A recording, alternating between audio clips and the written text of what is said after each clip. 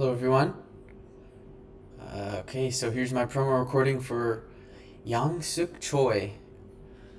A little about her first. She grew up in Korea, started drawing at 4, spent nights telling her grandmother scary stories. She moved to New York, went to the School of Visual Arts, and now writes and illustrates books for young readers. She's collected more than 200 rejection letters, which she stopped counting.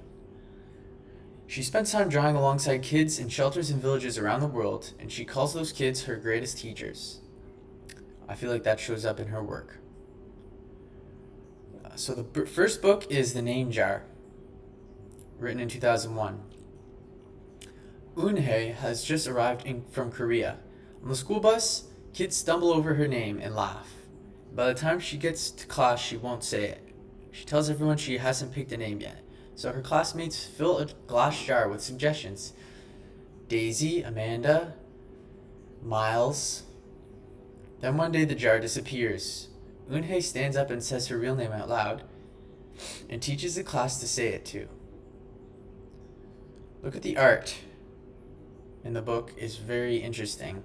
Choi paints in oils and the colors are warm and soft, almost lit from the inside. And if you look at the picture of the jar, it sits full and bright on the page. And its emptiness later is the whole turn of the story, with no words needed.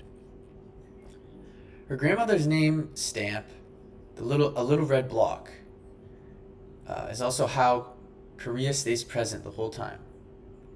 In the classroom, this is the first week of school book.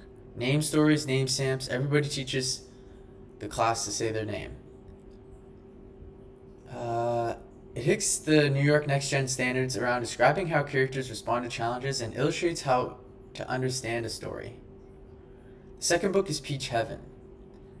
It's based on something that actually happened to her in 1976. She grew up in Puchon, a town famous for peaches. But peaches were expensive and she rarely ever got one.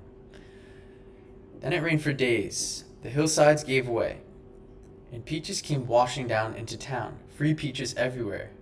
She was thrilled. She then thinks about the farmers who just lost their crop and she decides to do something to stop it. The art here again in this story is very pretty.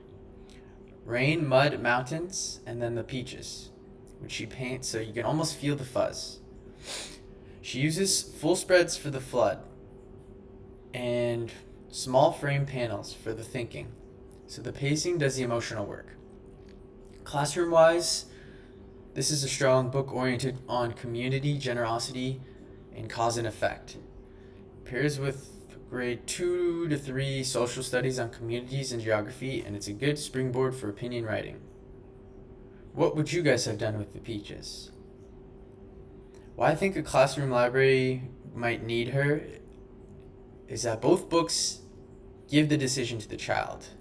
Eunhae chooses her own name, and the Korean culture never arrives as a lesson, or it arrives inside a story that's already good. And that's what I think makes kids come back. Thank you for listening.